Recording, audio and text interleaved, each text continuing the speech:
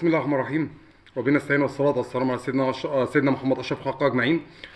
طبعا يا جماعة مش محتاج أقول لكم بسم الله الرحمن الرحيم في البداية، يعني اللي ما اشتركش عندي على التيك توك يا ريت يعمل لي متابعة، ما اشتركش في القناة على اليوتيوب يا ريت يخش يشترك في القناة يعمل اشتراك.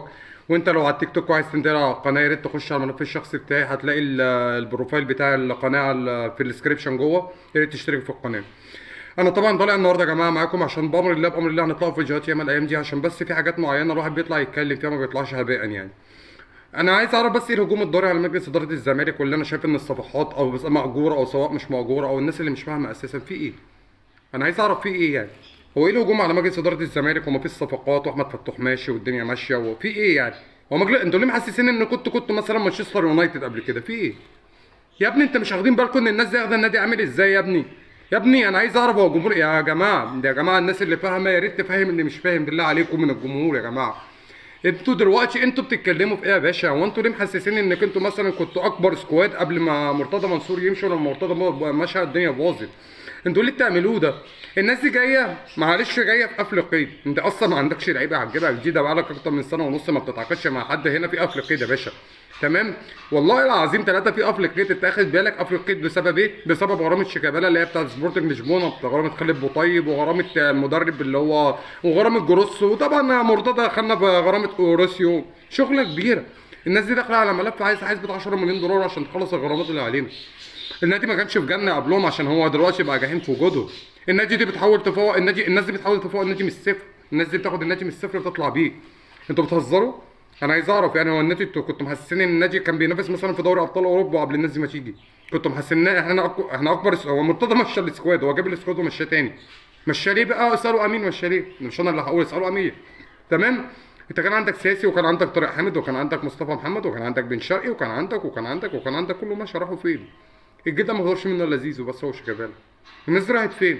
عايز تعرف الناس دي راحت فين؟ اسال امين مرتضى منصور.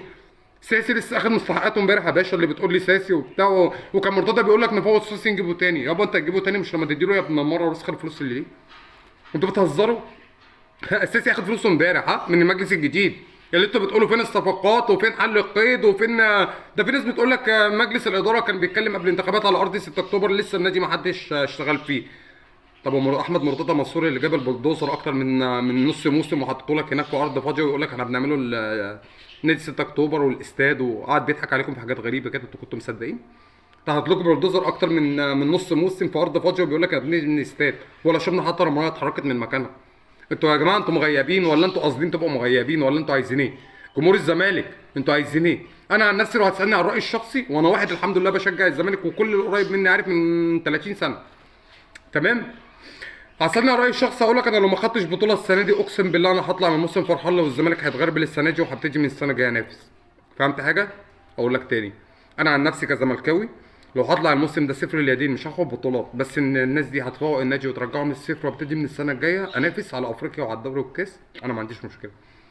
لو هبتدي من السنه الجايه اللي انا لعيب اجيب لعيبه وافوق نص اللعيبه اللي موجوده عندي اللي بتلعب في الزمالك من غير ما يكون ليها اي وجود، وهي اصلا لعيبه اصلا ما لعبتش درجه ثانيه، وتيجي لعيبه معلش تستاهل اللي هي تيشيرت الزمالك، انا هستنى السنه الجايه. معلش اما يبقى عندي مدير فني قوي، الناس اللي بتقول لك بص الاداره مش عارفين يخلصوا مدير فني، الناس اللي ما بتشتغلش هباء. احنا عندك سكواد دلوقتي يا باشا، يا باشا فوق معلش. القرارات دلوقتي ما بتتاخدش على الكرسي في اجتماع معلش، ومع احترامي ليكوا كام كاس ورايا ورا وصوره ورايا ورا واكني صاحب النادي. الناس دي بتتعمل بتلعب دلوقتي بتشتغل عمل تسويقي. نادي الزمالك دلوقتي عنده سكواد كامل كشافين، سواء المدربين كشافين المدربين عشان تعرف بس الزمالك هيجيب حتى الناشئين، حتى فريق 2007 و2010 هيجي لهم مكشفين اجانب. انت عندك سكواد دلوقتي شغال على جميع الصفقات، سواء اللعيبه اللي عندك اللي هتتفاوض او اللعيبه اللي انت محتاجها تجيبها او المدربين اللي انت هتجيبهم من الفريق الاول او الناشئين او السكواد. يعني الزمالك هيعمل تيم بي على فكره، الزمالك هيعمل طبعا غير الفريق الاول، هيعمل تيم بي اللي هو تيم هيبقى لو احتاج الفريق الاول اي لعيبه هيبقى عندك خلاص، انت عندك العين اللي جابت اللعيبه دي تقدر تصعدهم فريق اول. الزمالك بيحاول يعمل فريق تيم تاني زي مين؟ زي وادي دجله عمل الفكره دي، زي زد عمل الفكره دي، بيراميدز عمل الفكره دي من زمان. الاهلي ما عندوش الكلام ده، الاهلي برضو ايه معاك 20000 جنيه تعالى ادخلك ابنك ناشئين والكلام ده. الاهلي والزمالك ما فيهمش الكلام ده، الاهلي والزمالك ماشيين بالواسطه اللي بقول لك، والاهلي والزمالك موجود برضو بالواسطه. الكلام ده كله كان ايام مرتضى، الناس دي بتفور، واخرهم رحيل اسماعيل يوسف اللي هو كان اخر عصفوره او اخر مسمار في عفش نعش مرتضى زي ما بيقولوا. اسماعيل يوسف هو اللي كان بيبلغ مرتضى ان الاوضه بتاعتك اتكسرت والاوضه كانت مقفوله وجابوا شمع وجابوا عمل وبتاع، ومرتضى بيقول لك 200 مليون جنيه ولابتوب ومش عارف حاجات السرقه. اللي كان بيوصلوا الكلام ده اسماعيل يوسف كله. قطعوا على الكلام. اخيرا الحمد لله مجلس اداره عرف الدنيا كلها ماشيه ازاي وخلوا اسماعيل يوسف قدم استقالته. تمام. ودلوقتي محمد حلمي هيمسك رئيس قطاع الناشئين او طارق السيد. يا جماعه الزمالك بيفوق دلوقتي، الزمالك بيبتدي ينهض وبيحاول يشوف النور. يا ريت نساعد الناس دي، يا ريت نقف معاهم. على فكره خدها مني بقى عشان هيلك الفيديو، بس انا والله العظيم عندي اخبار ياما اقسم بالله عايز اطلع معاك وراك مش عارف. حتى العصافير واقفه جنبي مش عاجبها اقسم بالله. خدها مني ومش هتسمعها عند اي حد تاني الايام اللي جايه. الزمالك فك قيد وغلاوتك تاني. الزمالك فك القيد. الزمالك من حقه في يناير اللي يجيب لعيبه. هتقول لي يا عم ازاي ده مفيش حد قال؟ طب انا اقول لك هيعلنوا. انا بقول لك هيعلنوا. الناس دي ما بتتكلمش، الناس دي بتفعل. انا بقول لك انتظروا صفقات قويه للزمالك في يناير والزمالك فك القيد. انا اللي بقول لك الزمالك تواصل مع لشبونه وعمل جدوله المستحقات بتاعت لشبونه وجدوله المستحقات خالد بوطيب، والحمد لله رب العالمين القيد اتفك.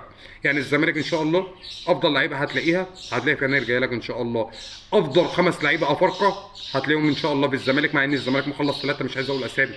الزمالك مخلص 3 لعيبه منهم 2 لعيبه من شمال افريقيا حكايه، ومهاجم افريقي ولسه في 2 كمان. اتمنى بامر الله ان الافارقه اللي عندنا كلها تتفور يجي 5 يستاهلوا ان يشيلوا في تيشيرت الزمالك في البطولات الافريقيه ودوري وكاس والكلام ده. ولسه معانا بطوله عربيه وكده معانا مش سوبر ولسه يعني. اتمنى ان احنا ندعم النادي في يناير بصفقات قويه نقدروا يشيلوا الزمالك في بطوله افريقيا بطوله الكونفدراليه وكده.